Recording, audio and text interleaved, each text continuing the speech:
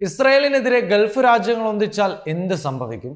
Gulf രാജ്യങ്ങൾ എന്നാൽ Saudi Arabia, United Arab Emirates, Qatar, Kuwait, Bahrain, Oman എന്നിവയാണ്.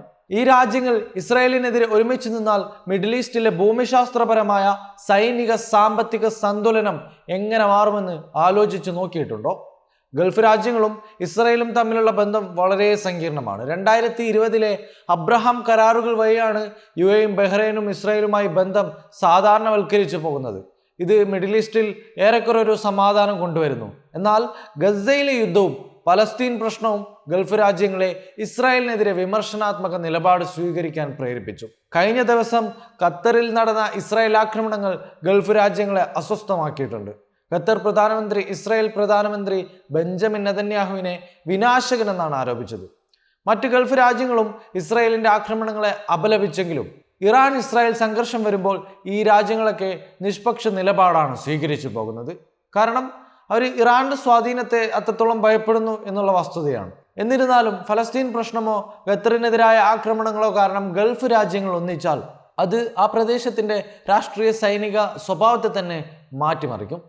ഇപ്പോൾ സൈനികമായ വശമാണ് പരിശോധിക്കുന്നതെങ്കിൽ ഗൾഫ് രാജ്യങ്ങൾ ഒന്നിച്ചാൽ അവരുടെ സംയുക്ത സൈനിക ശക്തി വളരെ വലുതാണ്. 2025 ഗ്ലോബൽ ഫയർ പവർ റാങ്കിംഗ് അനുസരിച്ച് സൗദി അറേബ്യയുടെ സൈനിക ബജറ്റ് ഏകദേശം $75 ബില്യൺ, UAEയുടേത് 24 ബില്യൺ, ഖത്തർ 6 ബില്യൺ എന്നിങ്ങനെയാണ്. ഒരുമിച്ച് അവർക്ക് 7241 ടാങ്കറുകളും 3485 വിമാനങ്ങളുമുണ്ട്.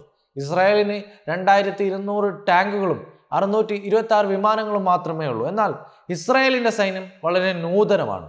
അവർക്ക് ആണവായുധങ്ങൾ, 5th ജനറേഷൻ യുദ്ധവിമാനങ്ങൾ, ഇറോൺ ഡോം മിസൈൽ പ്രതിരോധ സംവിധാനം എന്നിവയൊക്കെയുണ്ട്. ചരിത്രപരമായി 1967 6 ദിവസ യുദ്ധത്തിലും 1973 യോം കിപ്പൂർ യുദ്ധത്തിലും അറബ് രാജ്യങ്ങൾ ഒന്നിച്ചിട്ടും ഇസ്രായേൽ വിജയിച്ചിട്ടുണ്ട്. ഇന്നത്തെ സാഹചര്യത്തിൽ ഗൾഫ് രാജ്യങ്ങൾ ഒന്നിച്ചാൽ ഇസ്രായേലിന് അമേരിക്കയുടെ പിന്തുണ ലഭിക്കുമെങ്കിലും അത് വലിയ പ്രാദേശിക യുദ്ധത്തിനായിരിക്കും കാരണമാകുക. ചില ജിയോ പൊളിറ്റിക്കൽ വിദഗ്ധർ അഭിപ്രായപ്പെടുന്നത് അറബ് രാജ്യങ്ങൾ ഒന്നിച്ചാൽ ഇസ്രായേലിന് ബുദ്ധിമുട്ടുണ്ടാകുമെങ്കിലും അവരുടെ ഏകോപനക്കുറവ് ഒരു പ്രശ്നമായേക്കാമെന്നാണ്.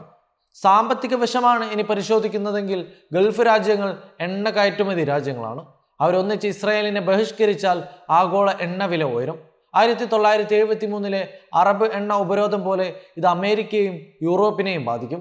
ഇസ്രായേലിന്റെ സമ്പദ് വ്യവസ്ഥ ഹൈടെക് അധിഷ്ഠിതമാണ്. 2024 GDP $500 ബില്യൺ. എന്നാൽ ഗാസ യുദ്ധം മൂലം $18.5 ബില്യൺ അടിസ്ഥാന സൗകര്യനാശം സംഭവിച്ചിട്ടുണ്ട്. ഗൾഫ് രാജ്യങ്ങൾ ബഹിഷ്കരണം പ്രഖ്യാപിച്ചാൽ ഇസ്രായേലിന്റെ വ്യാപാരത്തെ ബാധിക്കും. പ്രത്യേകിച്ച് UAE ഇസ്രായേൽ വ്യാപാരം 2023-24 $2.8 ബില്യൺ.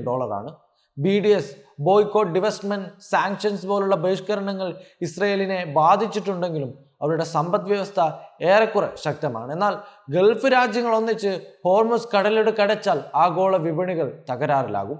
ഇനിയൊരു പൊളിറ്റിക്കൽ ഇമ്പാക്റ്റ് ആണ് പരിശോധിക്കുന്നതെങ്കിൽ ഗൾഫ് രാജ്യങ്ങൾ ഒന്നിക്കുന്നത് ഇറാൻ ഇസ്രായേൽ പിരിമുറുക്കങ്ങളെ വർദ്ധിപ്പിക്കും. ഗൾഫ് രാജ്യങ്ങൾ അമേരിക്കൻ സൈനിക താവളങ്ങൾ ആതിഥേയത്വം വഹിക്കുന്നതിനാൽ അമേരിക്കയുടെ ഇടപെടൽ സാധ്യമാണ്. എക്സ്പോസ്റ്റുകൾ പ്രകാരം ഖത്തർ ആക്രമണത്തിന് ശേഷം മുസ്ലിം രാജ്യങ്ങൾ ഒന്നിക്കണമെന്ന ആഹ്വാനങ്ങൾ ഉയർന്നിട്ടുണ്ട്. എന്നാൽ സുന്നി ഷിയ വിഭജനം മൂലം പൂർണ്ണ ഐക്യമെന്നത് ഇവിടെ അസാധ്യമായി തുടരുന്നു. ജിയോ പൊളിറ്റിക്സ് വിദഗ്ധർ പറയുന്നത് അറബ് രാജ്യങ്ങൾ ഒന്നിച്ചാൽ ഇസ്രായേലിന്റെ പ്രതിരോധ വ്യവസായം ശക്തിപ്പെടുമെന്നാണ്. കാരണം അവർ ആയുധ ഉൽപാദനം വർദ്ധിപ്പിച്ചുകൊണ്ടേയിരിക്കും. ഗൾഫ് രാജ്യങ്ങൾ ഇസ്രായേലിനെതിരെ ഒന്നിച്ചു കഴിഞ്ഞാൽ മിഡിൽ ഈസ്റ്റിൽ വലിയൊരു യുദ്ധമാണ് ഉണ്ടാകുക.